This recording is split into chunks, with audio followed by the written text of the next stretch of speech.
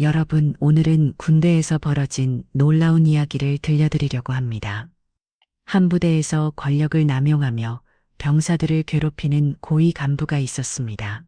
그로 인해 많은 병사들이 고통을 받고 있었는데요. 그런 그에게 한 병사가 유독 찢기며 괴롭힘을 당하기 시작합니다. 그런데 주변에서 다들 그 병사만큼은 절대 건드려서는 안 된다고 하는데요. 대체 이 병사의 정체는 무엇일까요? 그리고 이 악마 간부는 어떤 음증을 받게 될까요? 이야기를 시작하기 전에 구독 버튼과 좋아요 미리 눌러주시면 오늘도 행복 가득한 하루가 되실 거예요.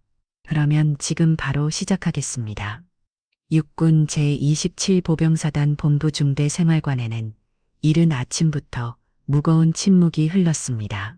병사들은 모두 조심스럽게 세명과 정리정돈을 마쳤어요. 이유는 간단했죠. 오늘도 어김없이 황태자가 나타날 시간이었거든요. 최상민 대위 31살 육군 제27보병사단 본부 중대장이자 사단장의 아들이었습니다. 키 175cm의 다소 통통한 체형. 항상 거만한 표정을 짓고 다니는 상민은 부대 안에서 공포의 대상이었어요. 아, 너, 상민의 거친 목소리가 생활관에 울려 퍼졌습니다. 병사들은 모두 등골이 선을 해줬죠. 상민의 시선이 향한 곳에는 침대 정리를 마치고 조용히 서 있던 김태훈 엘병이 있었어요. 태훈은 21살 키 180cm의 건장한 체격에 단정한 인상을 가진 청년이었습니다. 이때 한 지석 달지, 그는 항상 조용했고 묵묵히 자신의 이만했어요. 넌 왜 눈빛이 그렇게 싸가지가 없냐? 상민이 태훈 앞으로 성큼성큼 다가가며 소리쳤습니다. 태훈은 차렷 자세로 고개를 숙이며 정중하게 대답했어요. 죄송합니다. 대원은 죄송하다고. 너와는 뭔가 다르구나. 어딘가 재수가 없어. 상민은 태훈의 주변을 빙빙 돌며 온갖 트집을 잡기 시작했습니다. 침대 정리 상태부터 개인 물품 정리, 심지어 서 있는 자세까지 모든 것이 마음에 들지 않는다며 고함을 질렀어요. 내가 누구 아들인 줄 알고 이런 식으로 까불고 있는 거야? 병사들은 모두 더욱 고개를 숙이고 있었습니다. 그들은 이미 잘 알고 있었어요. 상민 대위에게 한 번 찍히면 영창은 기본이고 각종 괴롭힘이 시작된다는 것을 말이죠. 생활관 한쪽에서 지켜보던 이 중석 중사가 조심스럽게 다가왔습니다. 중석은 42살 20년간 복무원 베테랑 부사관이었어요. 그는 상민의 행동을 지켜보며 불안한 마음을 감출 수 없었습니다. 대위님, 아침 점호 시간이 다 되었습니다. 점호 지금 이 새끼부터 기합받게 해야겠는데. 상민은 태훈을 향해 고함쳤습니다. 엎드려 버쳐. 태훈은 말없이 엎드려 버쳐 자세를 취했어요. 상민은 만족스러운 듯 비웃으며 다른 병사들을 둘러보았습니다. 봐라, 이게 바로 군기다. 너희들도 이 새끼처럼 까불면 똑같이 당한다는 거 명심해도. 중석 중사는 상민의 뒤를 따라가며 조심스럽게 말을 꺼냈어요. 대위님, 김태훈 일병은 좀 뭐가 좀이야. 요즘 새끼들은 다 뺏기 있다고 착각하지만 말이야. 진짜 뺏은 이런 거라고. 상민은 자신의 가슴에 달린 계급장을 가리키며 거만하게 웃었습니다. 내 아버지가 누군지 알아? 최영철 소장님이야. 바로 이 부대의 사단장 말이다. 병사들은 모두 침묵했습니다. 그들은 이미 너무나 잘 알고 있었거든요. 상민이 사단장의 아들이라는 것을, 그래서 아무도 그를 건드릴 수 없다는 것을 말이에요. 태훈은 여전히 엎드려 버쳐 자세를 유지하고 있었습니다. 이마에 땀이 맺혔지만 그는 꿈쩍도 하지 않았어요. 일어서 상민의 명령에 태훈이 천천히 일어섰습니다. 너 오늘 저녁 점호 끝나고 내 사무실로 와. 확실히 알겠나? 네, 대위님. 태훈의 대답은 여전히 조용하고 차분했어요. 하지만 그의 눈빛에는 무언가 다른 감정이 스쳐 지나갔습니다. 상민이 생활관을 나간 후 병사들은 모두 긴 한숨을 내쉬었어요. 또 한 명의 희생자가 생겼다는 것을 직감했거든요. 중석 중사는 태훈에게 다가가 낮은 목소리로 물었습니다. 김의 병 괜찮은가? 네, 중사님 괜찮습니다. 태훈의 대답은 담담했습니다. 마치 아무 일도 없었던 것처럼 말이에요. 그날 오후 중석 중사는 혼자 사무실에서 고민에 빠져 있었습니다. 태훈의 신상 명세서를 다시 한번 꼼꼼히 살펴보며 무언가를 확인하려 했어요. 하지만 거기에는 특별한 것이 없었습니다. 평범한 대학생 출신의 서울 거주, 가족 관계도 일반적이었죠. 그런데 왜 이렇게 불안하지? 뭔가 놓치고 있는 건 아닐까? 중석은 자신도 모르게 느껴지는 이상한 불안감을 떨쳐낼 수 없었어요. 오랜 군 생활의 경험으로 터득한 직감이 뭔가 큰 문제가 생길 것 같다고 경고하고 있었거든요. 저녁 시간이 되자 태우는 다른 병사들과 함께 조용히 저녁 식사를 했습니다. 평소와 다름없이 말수가 적었지만 동기들은 그를 걱정스러운 눈빛으로 바라봤어요. 태훈아 정말 괜찮냐? 같은 기수인 박성민 일병이 조심스럽게 물었습니다. 응, 괜찮아. 걱정하지 마. 태훈은 여전히 차분했어요. 마치 앞으로 일어날 일들을 이미 예상하고 있는 것처럼 말이죠. 점호가 끝난 후 태훈은 상민대위의 사무실로 향했습니다.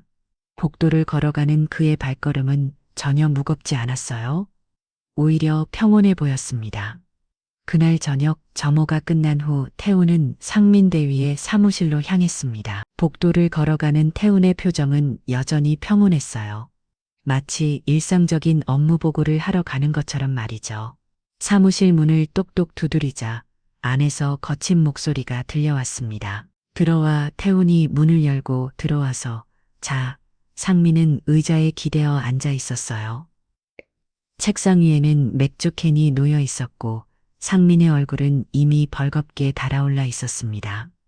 야, 김태훈, 너 진짜 재수없게 생겼다. 상민이 태훈을 위아래로 훑어보며 비웃듯 말했어요. 대위님께서 부르셨습니다. 태훈의 대답은 정중하고 차분했습니다. 앉아. 아니다, 서 있어.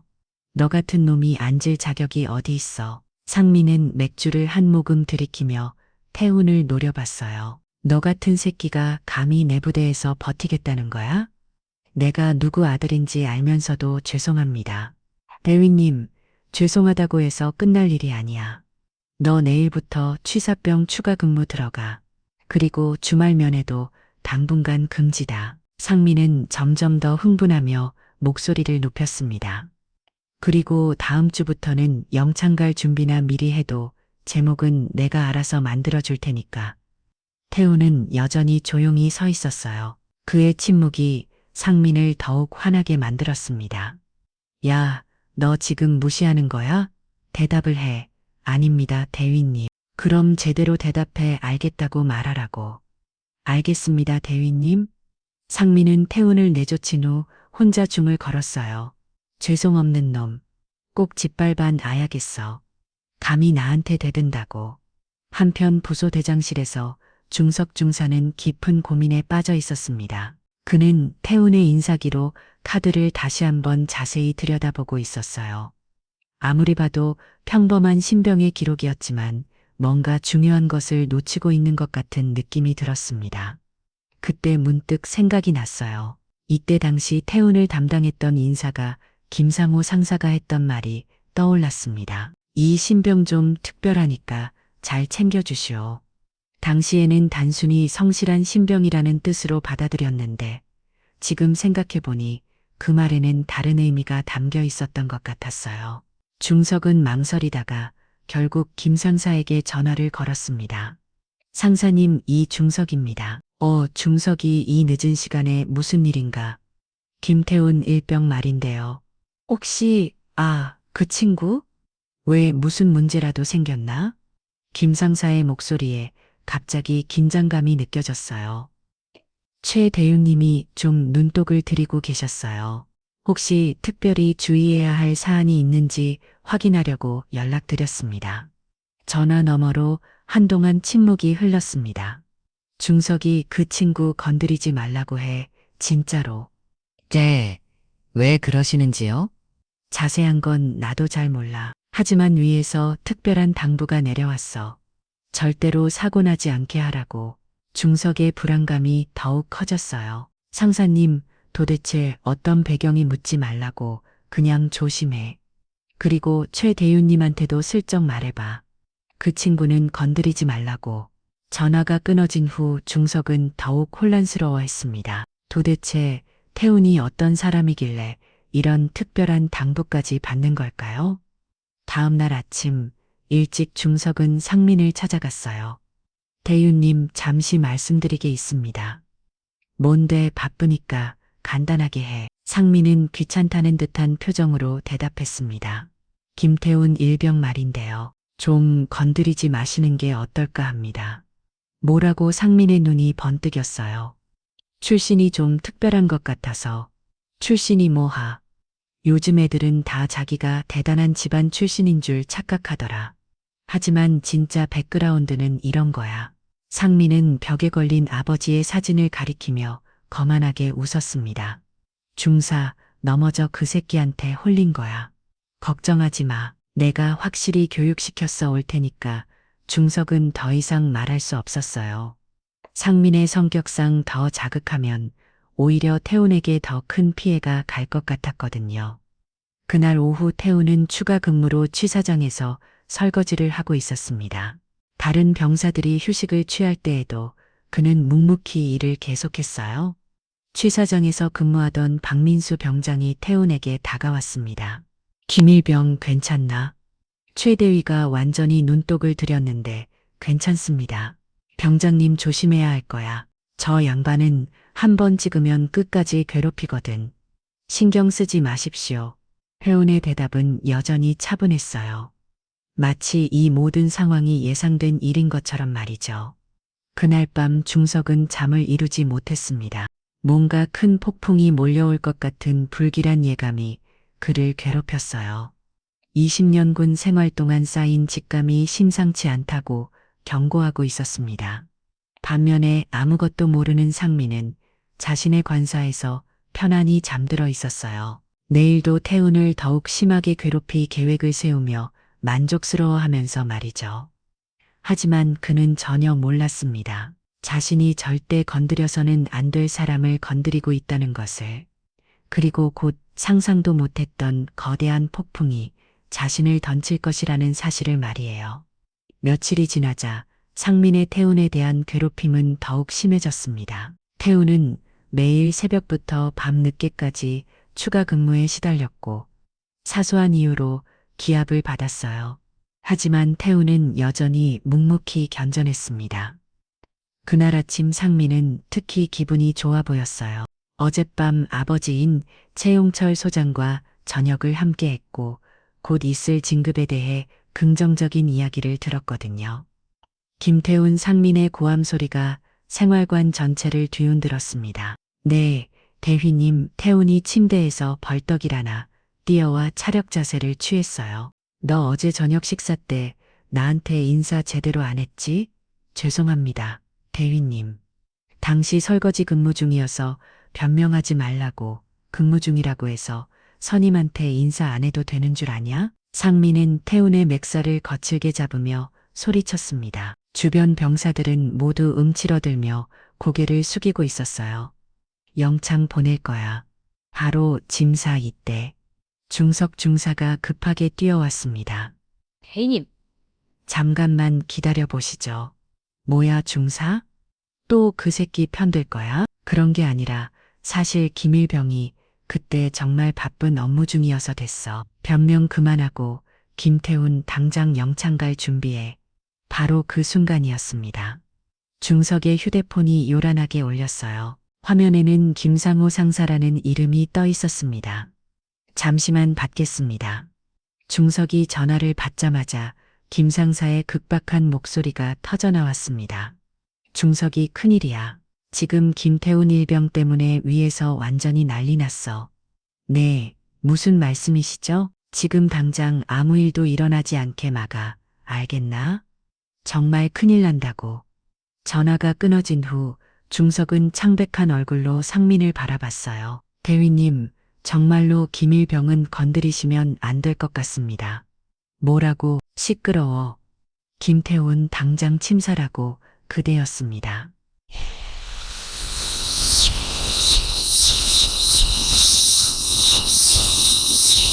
면이 정문 쪽에서 괴금이 들려왔어요. 여러 대의 차량이 동시에 부대 안으로 들어오는 소리였습니다. 뭐야, 저 소리가. 상민이 창문으로 다가가 박군에다 봤습니다.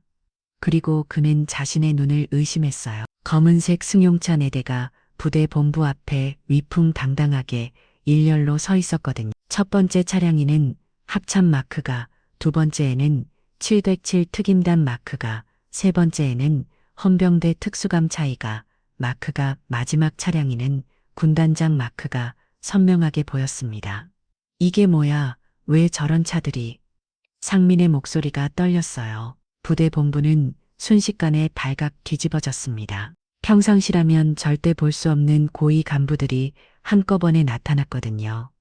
참모장인 김재현 대령이 황급히 뛰어와 상민에게 급히 보고했어요. 대위님, 대단히 심각한 상황입니다. 뭐가 심각하다는 거야? 합참에서 중장님이 직접 오셨고 707에서 중장님이, 헌병대에서 소장님이, 그리고 군단에서도 소장님이 동시에 오셨습니다. 상민은 다리에 힘이 빠지는 걸 느꼈어요. 또 도대체 뭔 일로? 그게 김태훈 일병 때문이라고 합니다. 그 순간 상민의 머릿속이 새하얗게 변했습니다. 본부 건물 안에서는 최용철 소장이 식은땀을 뻘뻘 흘리며 고위 간부들을 맞이하고 있었어요. 그는 도대체 왜 이런 일이 벌어졌는지 전혀 이해할 수 없었습니다. 소장 위험 넘치는 여성의 목소리가 사단장실에 울려 퍼졌어요. 강윤희 중장이 당당하게 들어왔습니다. 수인한 살의 그녀는 키 165cm의 단정한 체격에 압도적인 카리스마를 풍기고 있었어요. 뒤를 이어 강정은 소장, 한기철 준장, 박상도 소장이 차례로 들어왔습니다. 중장님, 무슨 일로 이렇게? 최용철 소장의 목소리가 심하게 떨렸어요. 김태훈 일병이 어디 있습니까? 윤희의 목소리는 차갑고 단호했습니다. 그게 지금 영창에 보내려던 참의입니다만. 영창. 윤희의 눈빛이 섬뜩하게 번뜩였어요. 어떤 제목으로 말입니까? 그게 제 아들이 공기차원에서. 지금 아들이 뭘 했다고 말하는 겁니까? 윤희의 차가운 질문에 최용철은 마문이 막혔습니다.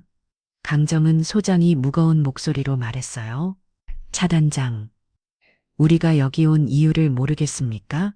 저는 정말 잘 모르겠습니다. 한기철 준장이 냉정하게 말했습니다. 김태훈 일병에게 무슨 일이 있었는지 정확하게 보고하시오. 최용철은 이제야 사태의 심각성을 깨달았어요. 자신의 아들이 무언가 엄청난 실수를 저질렀다는 것을 말이죠. 제가 즉시 확인해 보겠습니다. 확인할 필요 없습니다. 우리가 직접 조사하겠습니다. 윤희가 의자에서 일어서면 단호하게 말했어요. 김태훈 일병을 당장 이곳으로 모시시오. 바깥에서는 상민이 온몸을 벌벌 떨고 있었습니다. 자신이 무엇을 잘못했는지도 정확히 모른 채 말이에요. 중석 중사는 급히 태훈에게 다가갔어요. 김일병, 지금 당장 본부로 가야 해. 예, 중사님. 태훈의 대답은 여전히 차분했습니다. 마치 이 모든 일을 이미 예상하고 있었던 것처럼 말이에요. 다른 병사들은 모두 옹성거리며 무슨 일인지 궁금해했습니다. 야, 저 차들 좀 봐. 완전 대박이잖아. 김태훈이 도대체 뭔데? 설마 재벌집 아들인가? 하지만 진실은 그들이 상상했던 것보다 훨씬 더 놀라운 것이었어요. 태훈이 본부 건물로 향하는 동안 부대 전체는 전례 없는 술렁거림으로 가득했습니다. 이런 상황을 본 적이 없던 병사들과 간부들은 무슨 일인지 궁금해하며 서로 수군거렸어요. 야, 저 차들 좀 봐. 합참에서도 오고 707에서도 왔어. 김태훈 일병이 도대체 뭔데? 설마 대통령 아들인가? 아니면 간첩이었나? 병사들의 추측은 점점 더 과장되어 갔습니다. 한편 상민은 아버지인 최용철 소장에게 다급하게 전화를 걸었어요. 아버지, 저 때문에 문제가 생긴 건가요? 상민아, 너 김태훈 일병한테 정확히 뭘 했냐? 전화 너머 아버지의 목소리는 심하게 떨리고 있었어요. 그냥 평소처럼 군기 좀 잡았을 뿐인데요. 뭐가 잘못됐다는 거예요? 평소처럼 이 뭐야? 구체적으로 말해봐. 빨리 기합도 좀 주고 추가 근무도 시키고 영상도 보내려고 했고. 이 미친놈아. 너 지금 완전히 큰일 났어. 너만이 아니라 나도 큰일이 나게 생겼다고. 최용철의 절규 같은 소리가 들려왔습니다. 왜요? 김태훈이 누군데요? 도대체 뭐가 그렇게 대단하다는 거예요? 그게 지금 막 알았는데 어떻게 이런 일이 아버지의 말이 끝나기 전에 전화가 뚝 끊어졌어요.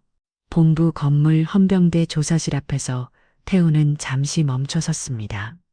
문을 열고 들어서는 순간 그곳에 앉아있던 사람을 보고 살짝 놀란 표정을 지었어요. 태훈아, 따뜻하지만 걱정이 가득 담긴 목소리가 들려왔습니다. 윤희가 의자에서 일어나 태훈을 바라보고 있었어요. 어머니 태훈의 목소리에 당황스러움이 묻어났습니다. 그는 어머니가 여기 와 있을 거라고는 전혀 예상하지 못했거든요. 괜찮았니? 다친 데는 없고 윤희가 태훈에게 성큼 다가가 그의 얼굴과 몸을 살펴보며 걱정스럽게 물었어요. 네, 괜찮습니다. 어머니 정말 아픈 곳은 정말 없어. 귀압받았다면서 어머니의 걱정 어린 목소리에 태우는 작은 위소를 지었습니다. 정말 괜찮아요. 걱정하지 마세요. 그때 옆에서 조용히 앉아있던 강정은 소장이 입을 열었어요. 태훈아, 외삼촌도 왔다. 외삼촌 태훈이 고개를 돌리자 강정훈이 다정하게 웃고 있었습니다. 49살의 강정훈은 키에 180cm의 건장한 체격에 온화하면서도 강한 카리스마를 풍기고 있었어요. 오랜만이구나. 태훈아, 많이 컸네. 외삼촌 어떻게 여기에 너 때문에 온 거지? 당연히 강정훈이 따뜻하게 웃으며 대답했어요. 문 앞에 서 있던 한기철 준장이 태훈에게 다가왔습니다. 45살의 한기철 역시 큰 키에 다부진 체격 날카로우면서도 따뜻한 눈빛을 가진 군인이었어요. 태훈아, 형도 여기 있어. 형. 태훈이 깜짝 놀란 표정으로 한기철을 바라봤어요. 놀랐지. 내가 군대 간다고 해서 미리 다 준비해뒀거든. 만양을 대비해서 말이야. 한기철이 태훈의 어깨를 다정하게 두드렸습니다. 마지막으로 박상도 소장이 자리에서 일어났어요. 53살의 박상도는 신중하고 침착한 인상을 하고 있었습니다. 태훈아, 형부도 여기 있다. 형부님까지요. 태훈은 이제야 상황의 전모를 이해하기 시작했어요. 아니, 어떻게 가족들이 다 모여 계세요? 윤희가 안도의 미소를 지으며 말했습니다. 어머니 이러시면 안 되는데요. 저는 그냥 조용히 군생활 하려고 했는데 조용히 너 지금 영창 갈 뻔했다면서 그것도 말도 안 되는 이유로. 윤희의 목소리에 분노가 섞여 있었어요. 그 정도는 군대에서 흔한 일이에요. 저 그 정도로 약하지 않아요. 흔한 일. 그건 흔한 일이 아니라 잘못된 일인 거야. 태훈아, 너 무슨 잘못을 했다고 영창을 가려고 했는데? 강정훈이 진지하게 물었습니다. 별거 아니에요, 외삼촌. 그냥 인사를 좀 늦게 했다고 해서. 인사를 늦게 했다고 영창을 보내고 했다고. 그게 말이나 되는 소리냐. 한기철의 눈빛이 차갑게 변했어요. 그건 말고도 또 뭐가 있었지? 박상도가 조용하지만 단단한 목소리로 물었습니다. 그게 기합도 좀 받고 추가 근무도 하고 면회도 금지당하고. 그런데 군대에서는 흔히 있을 수 있는 일이라고 생각했어요. 태훈이 담담하게 대답하자 네 사람의 표정이 동시에 굳어졌어요. 이유 없는 기합을 받았다고. 윤희의 목소리가 위험할 정도로 낮아졌습니다. 어머니, 저는 괜찮아요. 이런 일로 직접 오시면 안 되는데 괜찮지 않아. 우리 아들이 아무 잘못도 하지 않았는데 왜 이런 부당한 대우를 받아야 하는 거야? 이건 내 아들이라서의 문제도 아니다. 하지만 군대라는 게 원래. 태훈아, 넌 정말 잘못한 게 없어. 그런데 왜 이런 대우를 받아야 하냐고. 강정훈의 목소리에도 화가 점점 차오르고 있었어요. 그냥 적응하는 과정이라고 생각했어요. 이건 적응이 아니라 명백한 괴롭힘이야. 한기철이 단호하게 말했습니다. 형, 저 정말 괜찮습니다. 괜찮을 리가 있나? 너 혼자서 이 모든 걸 감당하려고 했구나. 부당한 건 제대로 알리고 처벌을 하는 것이 맞는 거다. 박상도가 안타까운 표정으로 태훈을 바라봤어요. 윤희가 태훈의 손을 꽉 잡으며 말했습니다. 태훈아, 엄마가 늦게 알아서 미안해. 진작에 알았어야 했는데 어머니 정말 괜찮다니까요? 이제 그만하시고 돌아가세요. 안 돼, 이 문제부터 확실히 해결하고 가야지. 윤희의 눈빛이 결연해졌어요. 이제 책임질 사람들한테 확실히 책임을 지게 해야 해. 네 사람은 서로 의미 있는 눈빛을 주고받았습니다. 그들 모두 같은 생각을 하고 있었어요. 자신들의 가장 소중한 가족이 부당한 대우를 받은 것에 대해서는 반드시 대가를 치르게 해야 한다는 마음 말이에요. 그 시각 부대 체력 단련실에서는 상민이 러닝머신 위에서 미친 듯이 달리고 있었습니다. 평소보다 훨씬 빠른 속도로 뛰며 불안감을 떨쳐내려 했지만 가슴을 짓누르는 두려움은 쉽게 가시지 않았어요. 설마 김태훈이 뭐 대단한 집안 출신이겠어? 요즘 애들은 다 허세부터 부리잖아. 상민은 자신을 달래며 생각했습니다. 하지만 아버지의 떨리던 목소리가 계속 머릿속에 맴돌았어요. 러닝머신에서 내린 상민이 수건으로 땀을 닦고 있을 때 부관인 최영준 중위가 숨을 털떡이며 급히 뛰어들어왔습니다. 대위님, 긴급 상황입니다. 연병장으로 즉시 집합하라는 명령이 떨어졌습니다. 연병장에 갑자기 왜 모르겠습니다. 사단장님께서 전 간부 긴급 집합을 지시하셨어요. 상민의 얼굴이 하얗게 변했어요. 뭔가 엄청난 일이 벌어진 것 같았거든요. 지금 당장 말이야? 예, 지금 당장입니다. 모든 간부들이 다 모여야 한다고 하십니다. 상민은 급히 체육복을 갈아입고 연병장으로 향했습니다. 가는 길에 만난 다른 간부들도 모두 긴장한 표정이었어요. 야, 최대휘, 무슨 일인지 알아? 박민철 소령이 다가와 불안한 목소리로 물었습니다. 전혀 모르겠어요. 갑자기 집합 명령이 떨어져서 이상해. 이런 식으로 긴급 집합이 내려진 적은 한 번도 없는데 연병장에 도착한 상민은 눈앞의 광경을 보고 다리가 휘청거렸습니다. 반상 위에 4개 의자가 위험있게 나란히 놓여 있었고 그곳에 윤희, 강정은, 한기철, 박상도가 당당하게 앉아 있었어요. 별이 주롱주롱 달린 고위 간부들의 압도적인 위압감은 상상을 초월했습니다. 저 사람들이 도대체 누구야? 왜 이렇게 높은 사람들이? 상민은 식은땀을 뻘뻘 흘리며 자신의 아버지를 찾았어요. 최용철 소장은 반상 아래쪽에서 고개를 깊숙이 숙이고 서 있었습니다. 윤희가 천천히 일어났습니다. 그녀의 움직임 하나하나에서 강철 같은 의지가 느껴졌어요. 간부 여러분, 갑작스럽게 불러내서 죄송합니다. 그녀의 목소리는 차분하지만 연병장 구석구석까지 울려 퍼지는 강한 카리스마가 느껴졌어요. 저는 합참작전 본부장 강윤희 중장입니다. 연병장에 모인 간부들 사이에서 옹성거림이 일어났습니다. 합참작전 본부장이라는 칙칙이 얼마나 높은 자리인지 모르는 사람은 아무도 없었거든요. 오늘 여러분을 이 자리에 모신 이유는 아주 간단합니다. 윤희가 연병장을 천천히 둘러보며 위엄있게 말했어요. 이 부대에서 일어난 일부 매우 부적절한 행위에 대해 직접 말씀드리기 위해서입니다. 상민의 심장이 쿵쿵쿵쿵 미친 듯이 뛰기 시작했어요.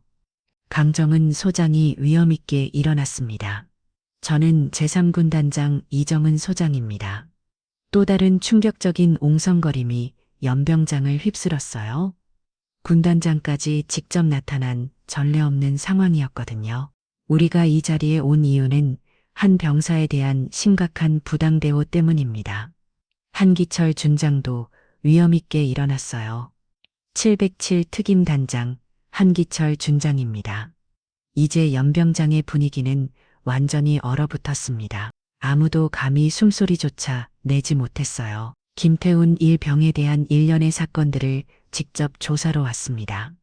박상도 소장이 마지막으로 위엄있게 일어났어요. 헌병대의 특수감찰처장 박상도 소장입니다. 이번 사건에 대한 철저한 내부 조사를 진행하겠습니다.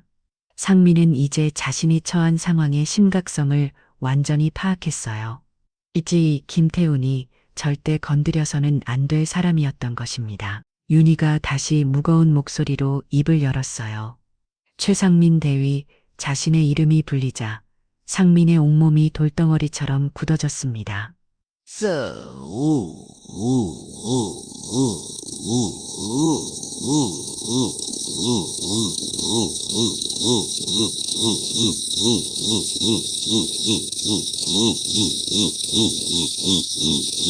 수백 명의 따가운 시선이 자신에게 쏠리는 것을 온몸으로 느꼈습니다. 최대위 김태훈 일병을 어떻게 되었는지 자세히 설명해 보시오. 윤희의 목소리는 차갑고 날카로웠어요. 그게 저는 그냥 상민의 목소리가 심하게 떨렸습니다. 군기를 잡으려고 평소와 같은 방식이라고 구체적으로 어떤 방식으로 말입니까? 강정훈이 차갑게 추궁했습니다. 기합도 주고 추가 근무도 시키고 그런 식으로 무슨 이유로 그랬습니까? 한기철의 질문에 상민은 제대로 대답할 수 없었어요. 인사가 늦었다는 이유로 영창을 보내려고 했다고 들었습니다만 박상도가 냉정하게 물었습니다. 예, 하지만 그것도 군기 차원에서 최대위 윤희가 상민에게 천천히 다가가며 무서운 기세로 말했어요. 혹시 본인이 누구 아들인지 병사들 앞에서 언급한 적이 있습니까? 그게 있냐 없냐고 묻고 있습니다. 예, 있습니다. 연병장의 모든 간부들이 충격을 받았어요. 상민이 자신의 배경을 앞세워 병사를 괴롭혔다는 것이 공개적으로 인정된 충격적인 순간이었거든요. 사단장, 윤희가 차가운 시선으로 최용철을 바라봤어요. 이런 일이 일어나고 있다는 걸 알고 계셨습니까? 저는 전혀 몰랐습니다. 최용철의 떨리는 대답에 윤희가 차갑게 고개를 저었어요. 몰랐다고 하십니까? 본인 아들이 권력을 남용해서 병사를 괴롭히는 걸 정말 몰랐다는 겁니까? 정말 몰랐습니다. 그럼 지금부터는 확실히 아시게 될 겁니다. 윤희의 목소리에 무서운 분노가 섞여 있었어요. 상민은 그 자리에서 다리의 힘이 완전히 풀려주지 않칠 뻔했습니다. 이제 모든 게 끝났다는 걸 직감했거든요. 윤희가 연병장을 위엄있게 둘러보며 다시 무거운 목소리로 입을 열었습니다. 간부 여러분, 오늘 이 자리는 단순한 징계 자리가 아닙니다. 그녀의 목소리는 단상 끝까지 강력하게 울려 퍼졌어요. 이것은 우리 대한민국 군대가 반드시 지켜야 할 기본적인 인권과 올바른 공기에 대한 중대한 문제입니다. 상민은 여전히 앞에서 온몸에 식은 땀을 흘리고 있었어요. 주변의 따가운 시선들이 그를 짓누르고 있었습니다. 박상도 소장이 위엄있게 일어나 두꺼운 서류 뭉치를 들었어요. 헌병대의 특수감찰처에서 긴급히 실시한 조사 결과를 지금 발표하겠습니다. 연병장의 모든 간부들이 숨죽이며 긴장했습니다. 최상민 대위에 대한 조사 결과입니다. 박상도가 서류를 펼쳐들며 차갑게 말했어요. 첫째, PX 물품을 개인적 용도로 전용한 사실이 명확히 확인되었습니다. 간부들 사이에서 작은 탄성이 터져나왔어요. 둘째, 행정복급 간을 사적으로 부려서 개인 업무를 처리하게 한 사실이 확인되었습니다. 상민의 얼굴이 더욱 하얗게 변했어요. 셋째, 병사들에 대한 개인적 감정으로 인한 부당한 처벌이 수차례에 걸쳐 확인되었습니다. 넷째, 본인의 신분을 앞세워 군기를 심각하게 왜곡한 사실이 확인되었습니다. 박상도가 서류를 덮으며 단호하게 말했어요. 이상의 행위는 군형법 제60조 직권, 남용죄 제78조 상관의 부당한 명령죄에 명백히 해당됩니다. 한기철 준장이 위엄있게 일어났습니다. 또한 707 특임단에서는 부대 내 전반적인 기강에 대한 조사도 동시에 실시했습니다. 그의 목소리는 차갑고 단호했어요. 사단장을 비롯한 주요 간부들이 이러한 부당한 행위를 방조하고 묵이는 것도 확인되었습니다. 최용철 소장이 얼굴이 완전히 흑빛으로 변했어요. 강정은 소장이 천천히 위험있게 일어났습니다. 군단 차원에서도 즉각적인 강력한 조치를 취하겠습니다. 최용철 소장은 즉시 직무 정지 처분됩니다. 연병장에 있던 모든 간부들이 충격에 휩싸였어요. 사단장이 직무 정지되는 것은 상상조차 할 수 없었던 일이었거든요. 최상민 대위는 지금 즉시 군사경찰대에 인계되어 구속 수사를 받게 됩니다. hen창민이 그 자리에서 무너져 내렸습니다. 안 됩니다. 이럴 수는 없어요. 상민이 울먹이며 절규했어요. 저는 그냥 공기를 바로잡으려고 했을 뿐인데 공기라고 하셨습니까? 윤희가 상민을 차갑게 내려다보며 무서운 기세로 말했어요. 권력을 남용하고 무거운 병사를 괴롭히는 게 공기라고 생각합니까? 그게 아니라 저는 단지 최대위 마지막으로 한 가지만 물어보겠습니다. 윤희의 목소리가 더욱 차가워졌어요. 김태훈 일병이 누구인지 아십니까? 상민이 떨리는 몸으로 고개를 들어 윤희를 바라봤어요. 모르겠습니다. 그럼 제가 정확히 알려드리겠습니다. 윤희가 차가운 미소를 지었지만 그 미소는 전혀 따뜻하지 않았어요. 김태훈은 제 아들입니다. 연병장에 있던 모든 사람들이 완전히 숨을 멈췄어요. 합참작전 본부장의 아들이라는 뜻입니다. 상민의 눈동자가 완전히 풀렸습니다. 그리고 강정훈이 위험있게 일어나며 말했어요. 제 조카이기도 합니다. 군단장의 조카라는 말입니다. 한기철도 당당하게 일어났어요. 707 특임단장의 동생이기도 하고요. 마지막으로 박상도가 차갑게 말했습니다.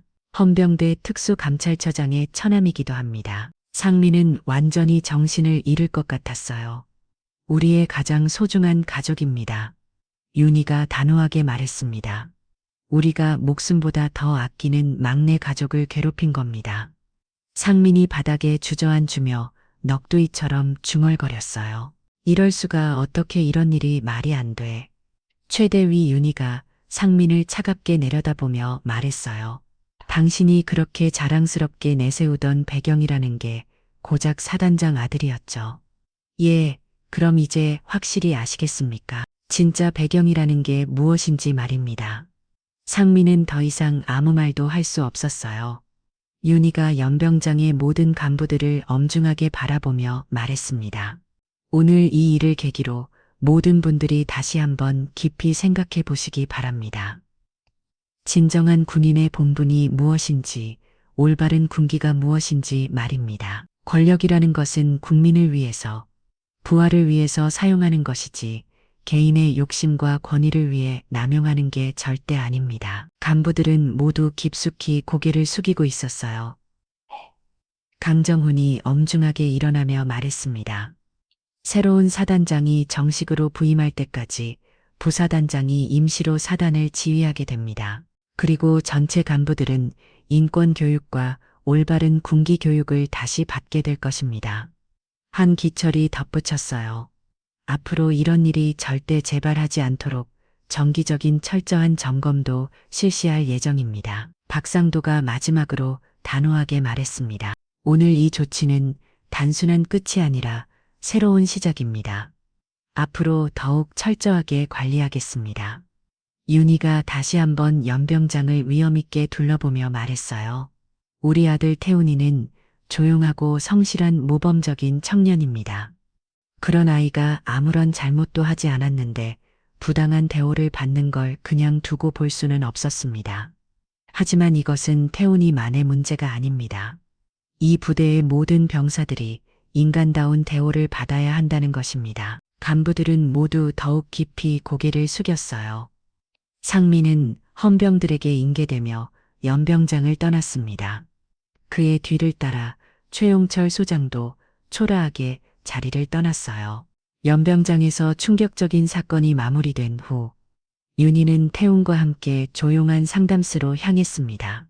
나머지 가족들도 함께였어요. 오랜만에 가족이 모두 모인 자리였지만 분위기는 그리 밝지만은 않았습니다. 태훈아, 정말 괜찮니? 몸에 이상은 없고 윤희가 태훈의 손을 꽉 잡으며 다시 한번 걱정스럽게 물었어요. 어머니 정말 괜찮다고요. 이미 몇 번째 말씀드리는데 태훈이 작은 웃음을 지으며 대답했습니다. 괜찮을 리가 있나? 기합도 받고 추가 근무도 하고 강정훈이 안타까운 표정으로 말했어요. 외삼촌 군대라는 게 원래 그런 곳 아닌가요? 저보다 더 힘든 일을 겪는 병사들도 많을 텐데. 그건 그렇지만 너는 아무 잘못도 하지 않았잖아. 한기철이 태훈의 어깨에 손을 올리며 말했습니다. 형, 저 정말 괜찮습니다. 오히려 이렇게 가족들이 모두 나서주셔서 부끄럽기도 하고요. 태훈의 말에 박상도가 고개를 저었어요. 부끄러워할 일이 아니야. 태훈아, 우리가 가족이니까 당연한 거지. 아웨이에 마네를 괴롭히는 걸 그냥 둘 수는 없지. 윤희가 단호하게 말했습니다. 그런데 어머니 앞으로 군 생활은 어떻게 하죠? 이렇게 큰 일이 났는데 태훈이 걱정스러운 표정으로 물었어요. 뭐 어떻게 해? 당연히 계속해야지. 그런데 다른 간부들이나 병사들이 저를 어떻게 볼까요? 아무래도 부담스러울 것 같은데 태훈의 걱정에 강정훈이 미소를 지었습니다. 걱정하지 마. 오히려 너 때문에 이 부대가 더 좋아질 거야. 왜 삼촌 말이 맞아. 이제 아무도 함부로 병사들을 괴롭히지 못할 테니까 한기철이 동의하며 말했어요. 그리고 태훈아, 내가 특별 대우를 받는 건 아니야. 그냥 당연히 받아야 할 대우를 받게 되는 거지. 박상도가 부드럽게 설명했습니다. 하지만은 없어. 태훈아, 윤희가 태훈을 다정하게 바라보며 말했어요. 너는 그냥 성실하게 군 생활하면 돼. 다른 건 우리가 알아서 할 테니까. 그때 문이 열리며 새로 부임한 임시 사단장인 김도현 준장이 들어왔습니다. 그는 46살의 중후한 인상을 가진 군인이었어요. 중장님, 소장님들, 준장님, 김준장이 정중하게 인사했습니다. 아, 김준장 수고 많으십니다. 윤희가 일어나며 인사를 받았어요. 앞으로 이 부대 관리 잘 부탁드립니다. 걱정하지 마십시오. 이런 일이 다시는 발생하지 않도록 철저히 관리하겠습니다. 김준장이 결연하게 대답했어요. 그리고 김대훈이의 병. 김준장이 태훈을 바라보며 말했습니다. 앞으로 편안하게 군생활 하십시오. 무슨 문제가 생기면 언제든 직접 보고하십시오. 감사합니다, 준장님. 태훈이 정중하게 인사했어요. 김준장이 나간 후 가족들은 다시 대화를 이어갔습니다. 태훈아, 그런데 정말 끝까지 군 생활을 계속할 수 있겠니? 윤희가 진지하게 물었어요. 당연하죠, 어머니. 제가 왜 포기해요? 태훈이 의연하게 대답했습니다. 좋은 마음이야. 그런데 혹시나 힘든 일이 생기면 언제든 연락해. 강정훈이 당부했어요. 그래도 이제는 안전할 거야. 707에서 정기적으로 점검할 거니까 한기철이 씩 웃으며 말했습니다. 형부님도 헌병대에서 계속 관심 갖고 지켜보실 거죠? 태훈이 박상도를 바라보며 물었어요. 당연하지. 우리 처남을 누가 건드린다고. 박상도가 다정하게 웃었습니다. 그런데 태훈아, 윤희가 진지한 표정으로 말했어요. 이번 일로 다른 병사들한테도 도움이 됐을 거야. 앞으로는 아무도 부당한 대우를 받지 않을 테니까. 맞아요?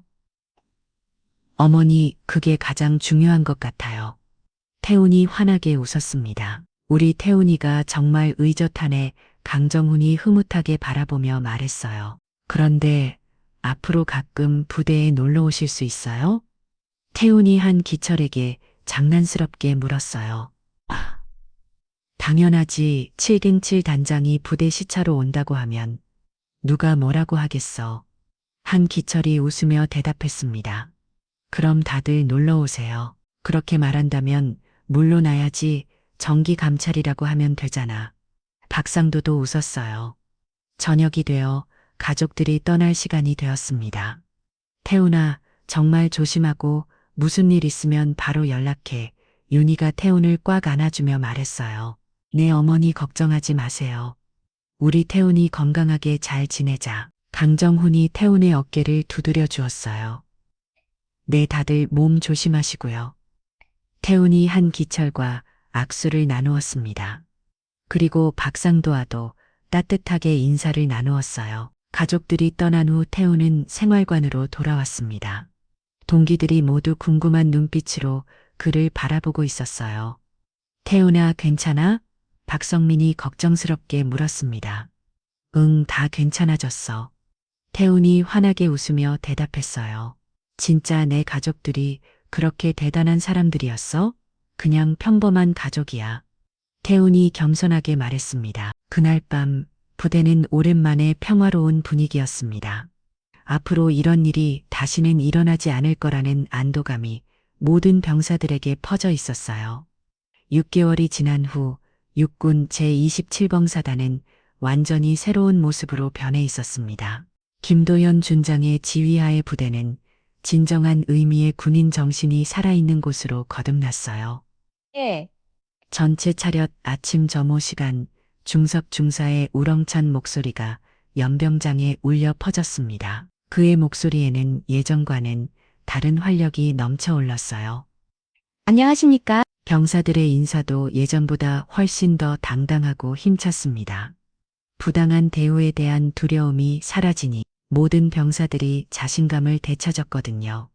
태우는 이제 상병이 되어 후배 병사들을 따뜻하게 챙기는 선임이 되었습니다. 그는 여전히 조용했지만 동기들과 후배들 사이에서는 존경받는 선배가 되어 있었어요. 김상병님, 이거 어떻게 하는 거예요? 새로 들어온 이민호 이등병이 태우는에게 다가와 조심스럽게 물었습니다. 천천히 해도 돼. 급할 거 없어. 태훈이 따뜻한 미소를 지으며 친절하게 설명해 주었어요. 감사합니다. 다른 선임들은 무서워서 물어보기가 힘든데 상병님은 정말 친절하세요. 우리 모두 같은 군인이니까 서로 도와야지. 태훈이의 말에 민호가 환하게 웃었습니다. 한편 부대 본부에서는 정기 감찰이 한창이었어요. 박상도 소장이 직접 나와서 부대 상황을 점검하고 있었습니다. 오, 부대 분위기가 정말 많이 좋아졌네요. 김두현 준장이 박상도에게 보고했어요. 병사들 표정도 밝아지고 간부들도 책임감을 갖고 일하고 있습니다. 잘하고 계십니다. 준장님, 이런 분위기를 계속 유지해 주세요. 박상도가 만족스러운 표정으로 말했어요. 그런데 김태훈 상병은 어떻게 지내고 있나요? 아주 모범적으로 지내고 있습니다.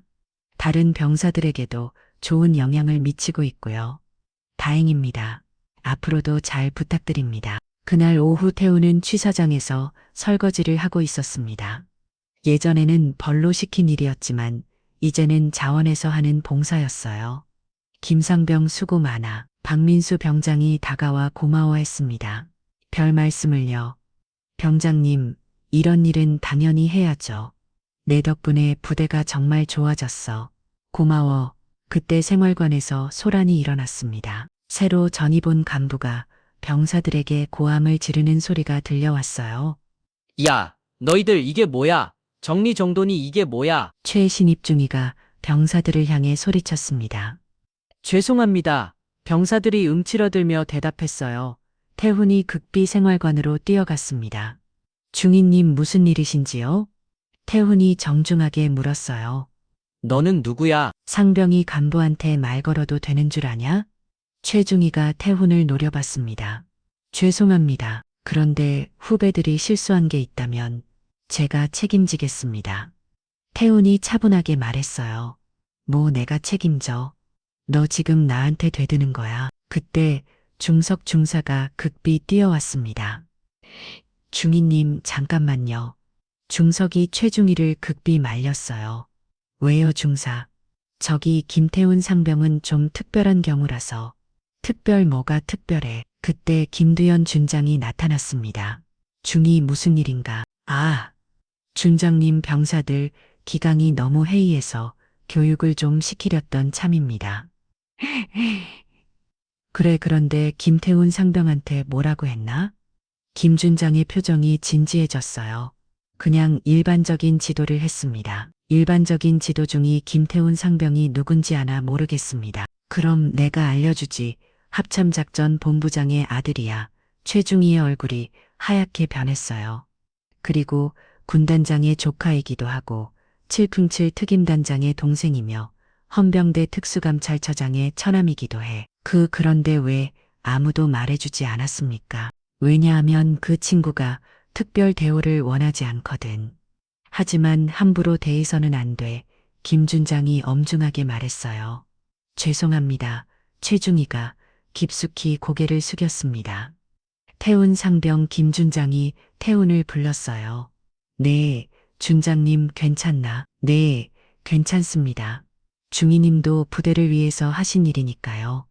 태운이 담담하게 대답했습니다. 역시 인품이 훌륭하구나. 김준장이 감탄했어요. 저녁 시간이 되어 태우는 어머니 윤희에게 전화를 걸었습니다. 어머니 잘 지내세요? 태우나 잘 지내고 있니? 네, 잘 지내고 있어요. 부대도 정말 좋아졌고요. 다행이다. 혹시 힘든 일은 없고 전혀요. 오히려 후배들 챙기는 나 바쁠 정도예요. 우리 아들이 정말 의젓하네 자랑스러워. 어머니 덕분이에요. 그날 밤 생활관에서는 병사들끼리 조용한 대화가 오가고 있었습니다. 태훈이 형 정말 대단하다. 민호가 감탄하며 말했어요. 맞아. 저렇게 대단한 집안 출신인데도 전혀 티를 안 내잖아. 박성민이 동의했습니다. 그래서 더 존경스러워. 진짜 군인답다고 생각해. 우리도 태훈이 형처럼 되자. 병사들은 모두 태훈을 진심으로 존경하고 있었어요. 며칠 후 한기철 준장이 부대를 방문했습니다. 태훈아 어떻게 지내고 있어? 정말 잘 지내고 있어요? 다행이다. 혹시 문제되는 간부는 없고? 아니에요. 모든 분들이 다 좋으세요. 그래도 조심해. 언제든 연락하고 네 알겠습니다. 부대를 떠나며 한기철이 김준장에게 말했어요. 준장님 정말 감사합니다. 부대 관리를 잘해주셔서 당연한 일입니다. 좋은 병사들을 잘 키우는 게 저희 의무니까요.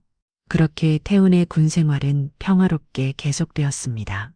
그는 진정한 군인 정신을 보여주며 모든 병사들에게 모범이 되었고 부대는 그 어느 때보다 건전하고 따뜻한 분위기로 가득했어요. 무엇보다 중요한 것은 이제 어떤 병사도 부당한 대우를 받지 않게 되었다는 것이었습니다. 태운 한 사람 때문에 시작된 변화가 전체 부대를 더 나은 곳으로 만들어준 것이죠. 이야기 어떠셨나요? 태운과 그 가족들의 이야기를 통해 우리는 여러 가지 생각을 하게 됩니다. 진정한 힘이라는 타인을 괴롭히는 데 쓰는 것이 아니라 올바른 일을 위해 사용하는 것이라는 점 말이죠. 또한 가족의 사랑과 보호가 얼마나 소중한지도 깨달을 수 있었습니다. 태운의 가족들은 자신들의 지위를 개인적인 이익을 위해 사용한 것이 아니라 부당한 대우를 받는 가족을 보호하고 더 나은 환경을 만들기 위해 나섰어요. 무엇보다 이 이야기는 한 사람의 용기와 인내가 얼마나 많은 사람들에게 도움이 될 수 있는지를 보여줍니다. 태훈이가 묵묵히 견뎌낸 덕분에 그 부대의 모든 병사들이 더 나은 환경에서 군 생활을 할 수 있게 되었으니까요. 여러분도 주변에서 이런 따뜻한 이야기나 의미 있는 경험을 하신 적이 있다면 댓글로 나눠주세요. 그리고 이 영상이 조금이라도 의미가 있으셨다면 구독과 좋아요, 알림 설정까지 꼭 부탁드립니다. 다음에도 더 감동적이고 교훈적인 즐거운 이야기로 찾아뵐게요. 오늘도 끝까지 시청해주셔서 정말 감사합니다.